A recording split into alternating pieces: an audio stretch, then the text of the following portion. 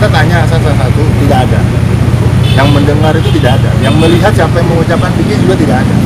Wartawan ada 2 yang sudah diperiksa menyatakan tidak tahu. Terus kemudian Pak RT, Bu RT menyatakan juga tidak tahu.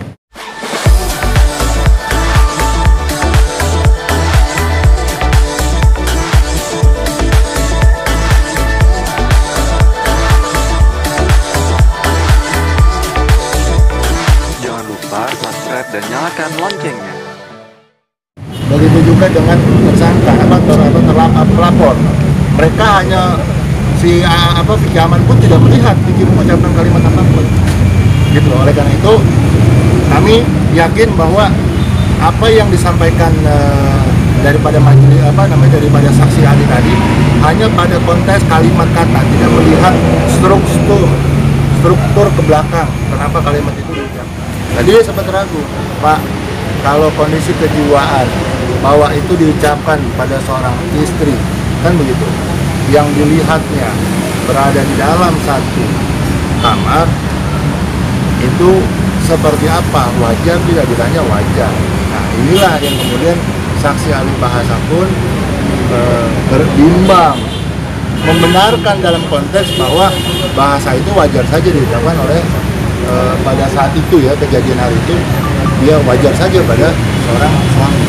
Nah, yang menjadi masalah adalah ketika kalimat-kalimat yang tadi itu, perkata-perkata itu, ada kalimat zina, dia jelaskan tuduhannya adalah sudah pakai baju atau tidak bersenggama.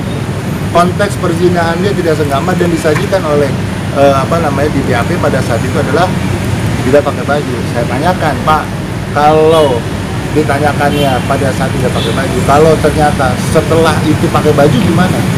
Apakah terjadi perzinahan? Apakah tuduhan zina itu tidak menjadi fitnah? Kembali menjawab kalau memang konteks ke belakang ya tidak. Artinya apa? Saksi ahli bahasa di sini adalah hanya menerangkan sajian saja yang disajikan. Bahkan saya tanyakan daripada pihak saksi sebagai bahasa ya, ada BAP yang ternyata tidak ditandatangani pada tempat semestinya. Bahkan ada BAP yang memang disangkal parafnya dan sebagainya. Itu bagaimana? Karena itu yang disaksikan.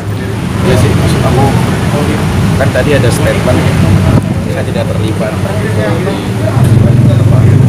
seperti ini yang terlalu jauh.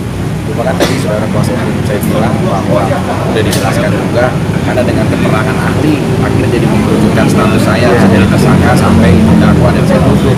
Saya cuma bilang tolong, saya harap mudah-mudahan, karena kalau Bapak tidak bilang terlibat ya ini sih hak pihak ya, maksudnya nggak apa-apa itu pendapat.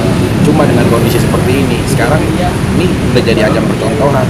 Jangan sampai jadi ajang percontohan bahwa kok suaminya itu perkara Vicky, dia yang direbut istrinya, kok dia yang sekarang di penjara. Nanti kita nggak tahu seberapa banyak dan seberapa jumlah besar, berapa juta istri yang mungkin saja bisa berpatokan dengan hal seperti ini, perkara ini. Karena kan kalau kita kan hidup namanya ajang percontohan, dia bisa melihat, dia bisa mendengar, dia bisa melakukan. Nah, maksud saya tadi, tolong kalau ahli dalam memberikan sebuah statement hukum, itu bukan soal saya pun sekalipun, soal siapapun.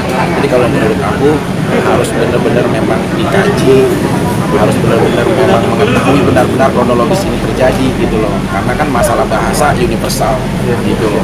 Semua orang punya identitas masing-masing dan penafsiran tersendiri soal bahasa gitu. Jadi saran aku tadi sama ahli ya sih hanya mensejajarkan sama kayak tadi. Arti kata perzinahan tuh nggak selalu tentang bersenggama kalau menurut pengetahuan saya, apapun ya. Ya kayak tadi aku bilang ada zina muksan, zina koer muksan, ada zina laman, berbagai macam bagian gitu. Nah, maksud aku tadi hanya sharing yang pendapat yang aku ketahui aja ya. Tapi kalau yang lain-lain itu untuk pembelaan persidangan kali ini adalah optimis bakal meringankan perkara-perkara ini. Kalau dari yang dalam perkara ini hanya ingin pengalaman sebagai suami.